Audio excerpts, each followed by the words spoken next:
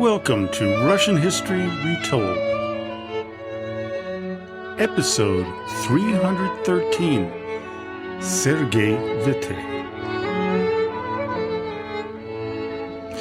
Last time, we ended the series on the Great Purge, also known as the Great Terror of 1937 to 39. Today, we shift gears and discuss the life and times of Sergei Witte, the first prime minister of the Russian government under Tsar Nicholas II. Born on June 29, 1849, to Julius and Ekaterina Fadeyevna Witte in Tiflis, now Tbilisi, Georgia, Sergei Witte would be the first prime minister of Russia, a position traditionally held by the Tsar. He would be responsible for turning Russia into an industrialized nation, although the country had a very long way to go. Witte would write a memoir, translated in 1921, 6 years after his death. His wife would write the foreword, and there was one part that caught my eye when describing her husband. Although a nobleman, he did not defend the privileges of the nobility, and while aiming in his political activities mainly at improving the condition of the peasantry, in accordance with the dictates of justice, as a statesman, he remained alien to that theoretical populism with which the majority of the Russian intellectuals was infatuated. He was not a liberal, for he did not sympathize with the striving of the liberals to reorganize the political system all at once with a single stroke. Nor was he a conservative, for he despised the coarseness and backwardness of the political thinking which was characteristic of Russia's ruling bureaucracy. My husband repeatedly said to those intimate with him, quote, "I am neither a liberal nor a conservative. I am simply a man of culture. I cannot exile a man to Siberia merely because he does not think as I do, and I cannot deprive him of civil rights because he does not pray in the same church as I do." Now, hearing this, you can imagine why I picked Sergei Witte as the subject of today's episode. He was an absolutely brilliant man, one who tried with all his heart and mind to do what was best for Russia. He didn't always make the right decision in the long run, but he always believed in what he was doing.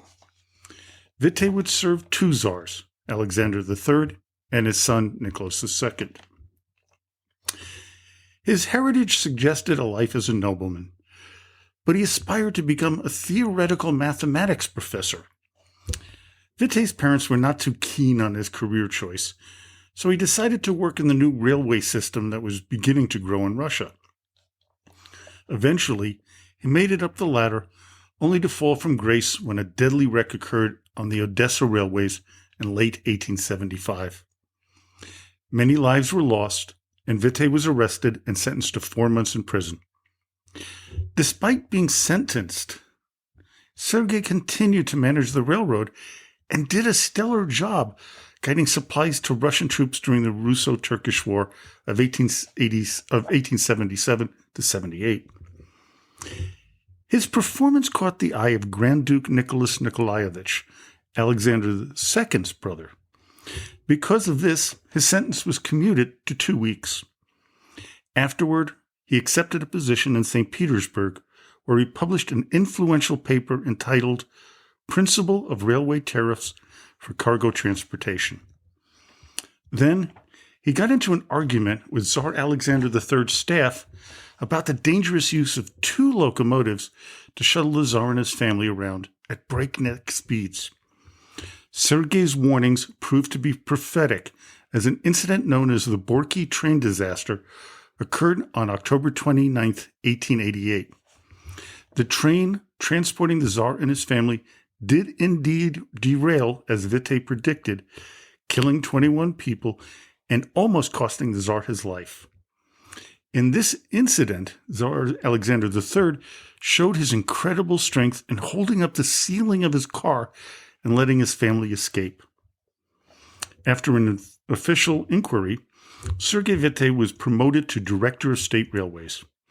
This would be his jumping-off point to accelerating his career path upward. His next appointment was as acting Minister of Ways and Communications in 1892. This allowed Witte to control both the running of the railroad system and tariffs imposed on goods flowing through the system. Because of this, as one historian put it, quote, Russian railroads gradually became perhaps the most economically operated railroads of the world. While at this prestigious post, Witte met his future wife, Matilda Ivanovna Lezenovich. Their meeting would result in a scandal, as she was married when they met. More importantly, though, she was Jewish, which did not sit well with people in high society at the time. Still, Tsar Alexander protected him, seeing his benefits for Russia. While they never had any children together, Sergei adopted her children as his own. In 1895, Witte created a state monopoly on the sale of alcohol, which would be one of the Russian government's most significant revenue sources. He also completed a number of spokes of the Trans-Siberian Railway. When this was finished, the government wanted to extend its holdings into the Liaoning Peninsula with the purpose of constructing a naval base at Port Arthur. Witte was vehemently against this. Of course, he was right, as it would eventually lead to the Russo-Japanese War of 1905. His skills now very apparent. Sergei Witte was named Minister of Finance in 1892 by Tsar Alexander III. He would remain in this position for 11 years and serve 2 czars. In 1894, Witte, in a conversation with Tsar Alexander, suggested that it might be time to educate his son Nicholas about the affairs of the state. As Orlando Figes writes in his book, A People's Tragedy, quote, Alexander seemed surprised. Tell me, he asked the minister, have you ever spoken to His Imperial Highness the Grand Duke Tsarevich? Witte admitted that he had. Then don't tell me you never noticed that the Grand Duke is a dunce. It's very apparent that Alexander held his son in very low esteem, believing him weak and, frankly, an imbecile. He feared for Russia should something happen to himself, which did with his early passing in November 1894. This is likely why Witte remained a close confidant to Nicholas, as he knew that the Tsar needed all the help he could get. When you become as close to the ultimate power in Russia, you begin to develop a lot of jealousy from others. However, the person most jealous of his Minister of Finance was none other than Tsar Nicholas II. As Figes writes, quote, to defend his autocratic prerogatives, Nicholas believed that he needed to keep his officials weak and divided. The more powerful a minister became, the more Nicholas grew jealous of his powers. Able prime ministers, such as Count Witte and Peter Stolyapin, who alone could have saved the Tsarist regime, were forced out in this fog of mistrust. Only gray mediocrities, such as the old man, Ivan Gormykin, survived long in the highest office. It was not only Tsar Nicholas, though, who would become jealous of Witte. It was some of the other ministers. Vyacheslav von Plehve, the ultra-conservative and ardent Russophile, accused Sergei of being part of a Jewish Masonic conspiracy. This would cause Witte to lose his position as Minister of Finance, being given the position of Chairman of the Committee of Ministers on August 6, 1903. While this was considered a promotion, it held absolutely no official power.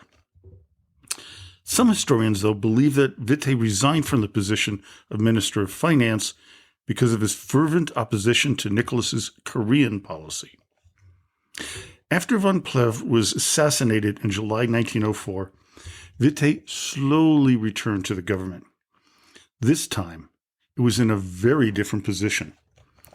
Sergei was embarking on a domestic and foreign diplomatic career. Internally, Russia was in the midst of a great deal of civil unrest.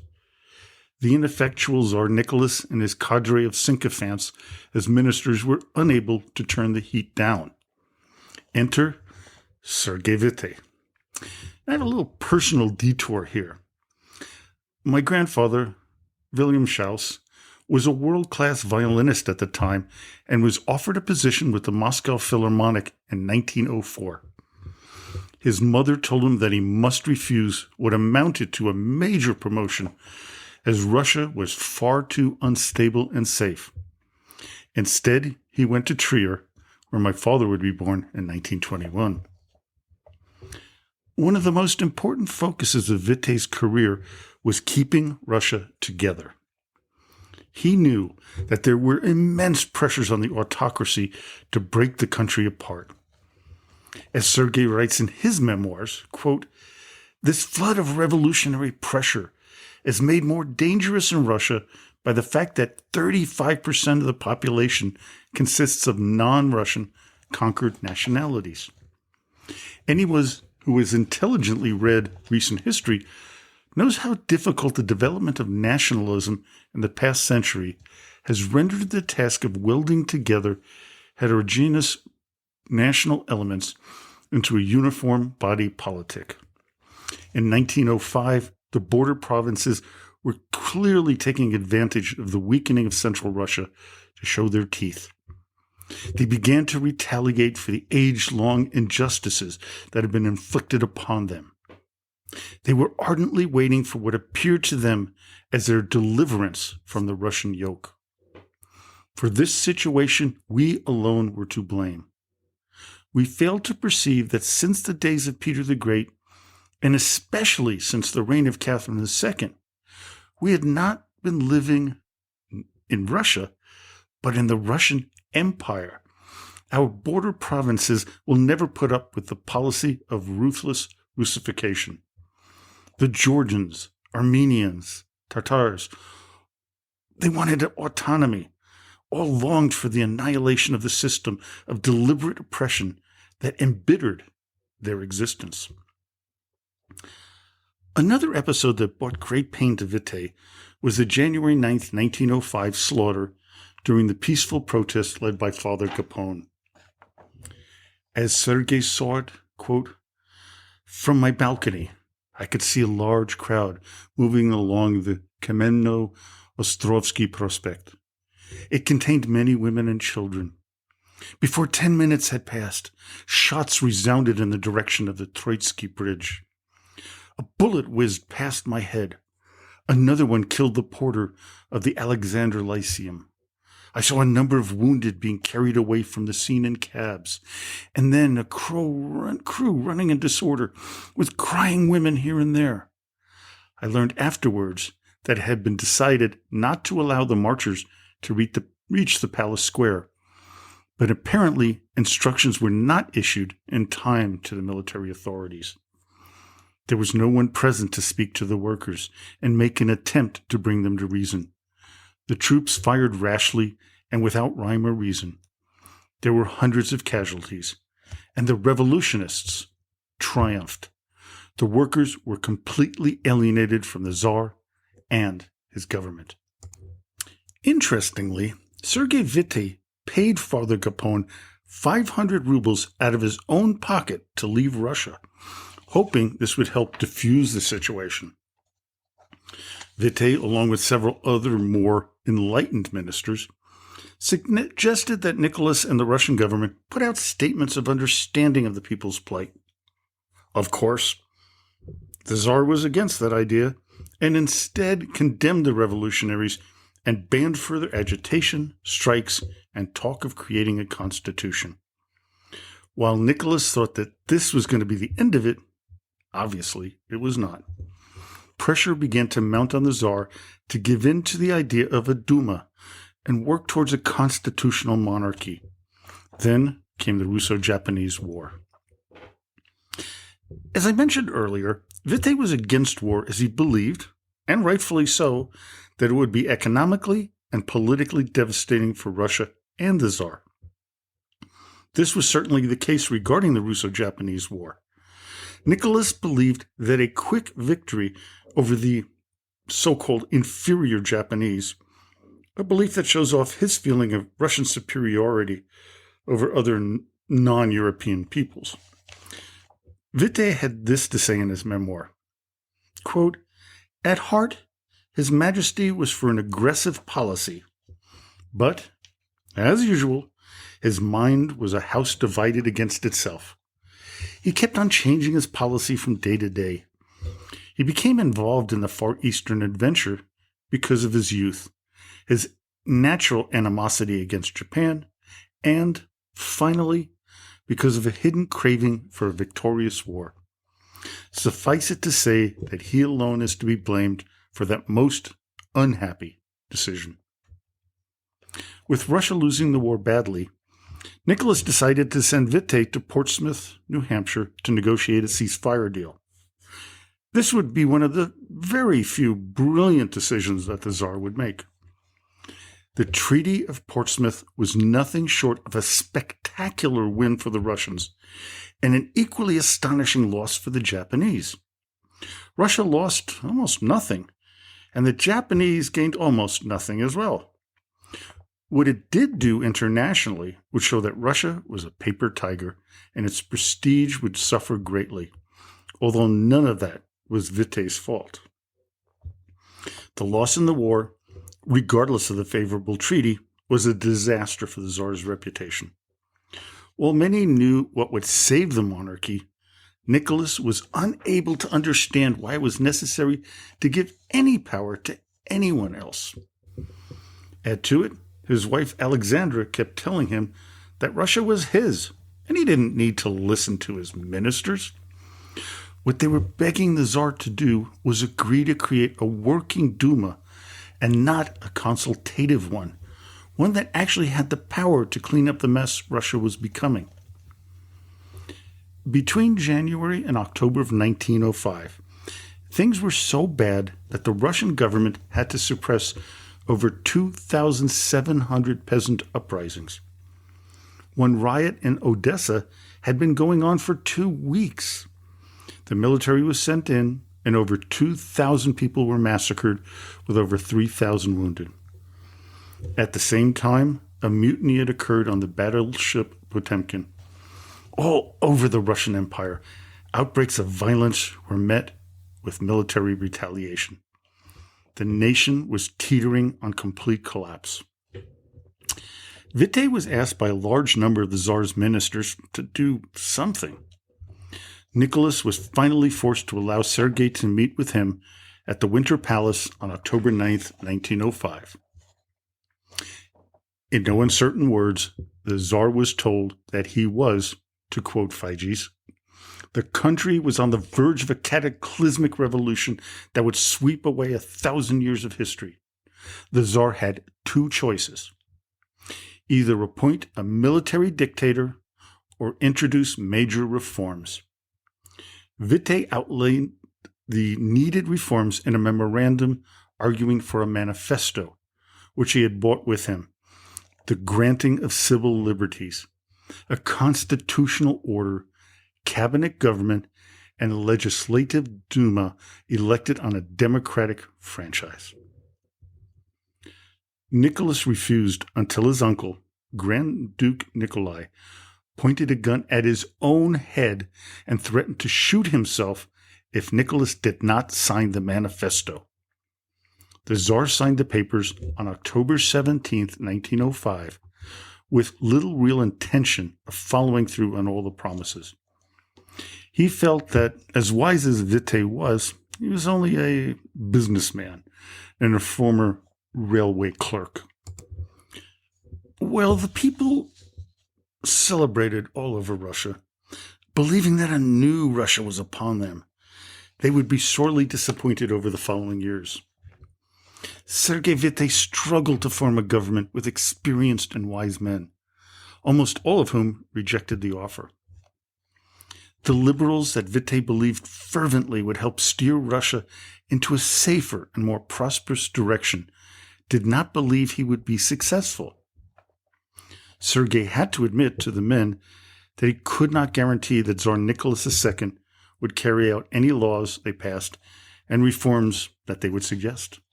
When it became apparent that Nicholas was adamant about remaining the sole decider of what was going to happen in Russia, more riots broke out.